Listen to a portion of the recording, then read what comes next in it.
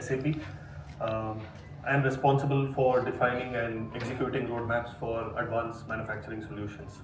Rakesh and I are seeing each other for the first time, but I was surprised when I was listening and seeing his presentations. It felt like we both have the same underlying message, just that our slides are very, very different. And I think that's really then setting the context for the day as well. And you will realize this as well as I go through the slides today. So, as I dive into my presentation, I would like to share the current situation of supply chain. And this is not new for any one of us here. This is the state of supply chains. Supply chains, global supply chains are under pressure, and more so in the last decade. Some situations that I can point out, we can go as far back as when the vessel was stuck in the Suez Canal, the semiconductor crisis, the ongoing wars, the pandemic situation. Supply chains have managed these situations. Supply chains have to thrive taking into these situations into consideration. So what should we do? Supply chains have to evolve and evolve taking into consideration factors such as cost, speed, effort, customer service, profit, and risk. And how do supply chains do this? How do companies manage businesses taking into consideration these factors? There are three things that companies have to do. One is connect supply chains through their businesses. As I show in this slide, I think it is very common that today results from design flow into planning then sends results into manufacturing, and so on and so forth. What's critical and what's going to be the future is to then have data seamlessly flow through the entire process. If we have results coming from design flowing into planning, and planning results flowing into manufacturing, and any disruptions, any changes of circumstances happen through these processes, there needs to be a flow of information real time into each of these processes. Companies have to connect supply chains through their business processes. Companies have the data today, but this data needs to be transformed into contextual information that is relevant for decision making. And lastly, I think it is not only about connecting within, but connecting across the network, connecting across partners. If companies are going to try and operate in silos today, I think that is then not going to be effective. It is not going to help them. So as I move away from this slide, there are two takeaways that I would like to leave as I move away from this slide. One is for companies to connect their processes, and two is to contextualize decision making.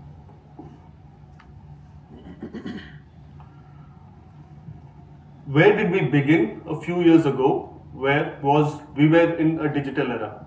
In the digital era, we digitized paper-based systems.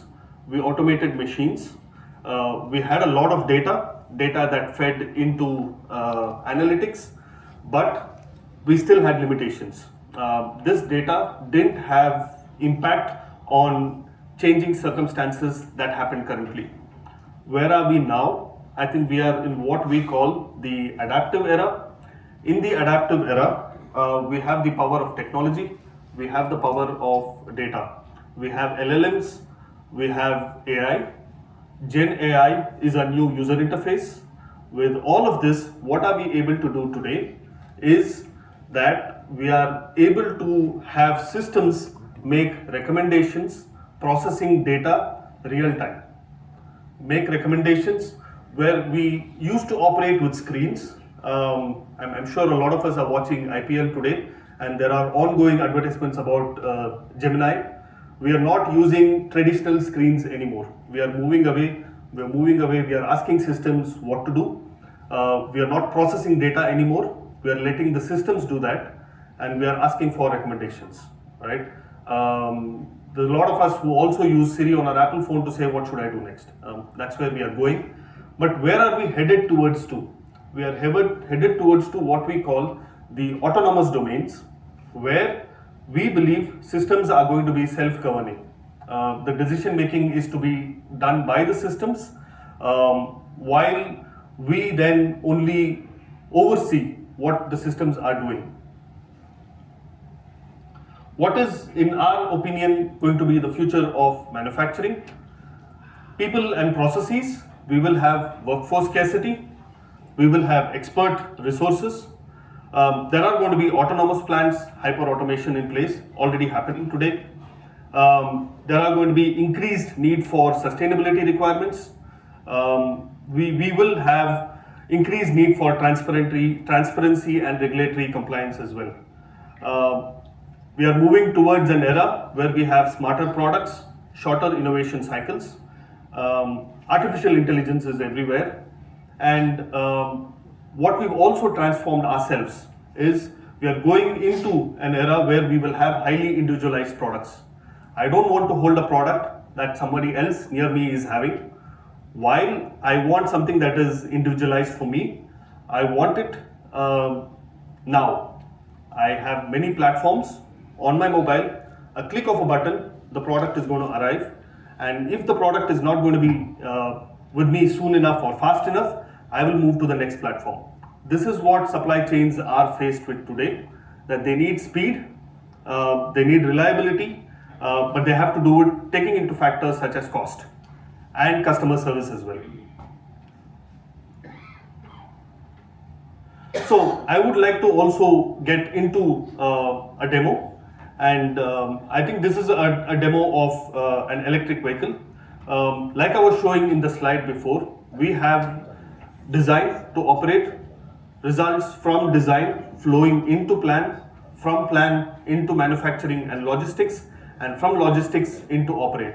When a product is at the customer place, it is imperative that we are able to collect data and we are able to manage the product while it is being used by the customer. And this is what we show on this slide as well, that the data that we have through these business processes are available for consumption during any time in this business process. What we already have today in India, this is not new, this has been there for a few years now, is lights out factory. We all know this, it has been there. We all know automation on of our assembly lines. We have factories in India. I've been to a factory in Pune where the motorcycle assembly is completely automated. But like I said, where we are headed is not just about automating the assembly line, it is about having the data influence our decisions for the future, influence our current decisions as well. Data that is then having an impact on the current circumstance and making decision adapting to the current circumstance. So while I go through the video, like I said, in the video, everything is automated from the component consumption, from the data collection, visual inspection. I was speaking to a customer who replaced operators with cameras, with images to look at mosquito repellent, seeing if everything is in place or not. So all this has been there for a few years now. But what is the transformation? How is then the future looking for us? Is, like I said, visual instructions are available for operators. They are available in 3D mode. They are available for consumption as well. And it is possible that while all of this is happening, data is being collected. Data is being collected by systems. Data is being collected by machines. It is about how we process this data, how do we transform this data, how do we contextualize this data, and how do we use this data. And this is how we then move from the currently what we call an adaptive era to the future, which is the autonomous domain era, right? So all of this with minimal human intervention, the assembly is happening. Data is constantly being collected as well. There is big data lying all around us. And it is about making this data available for processes. So, for example, if any of these raw materials that we have here is not going to be available on time, this is a data that is relevant and being processed by people in the spend department. But there should be the visibility of such data also to the supply chain department, So they are able to probably then alternatively source this from another source of origin. It needs to be available to the manufacturing domain as well.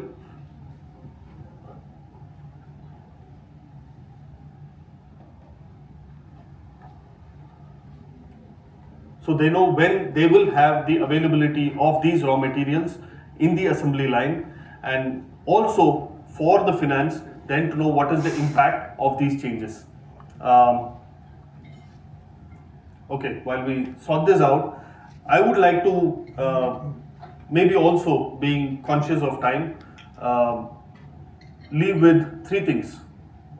We have the data, we have the technology, we have the opportunity. I think we have to seize the opportunity.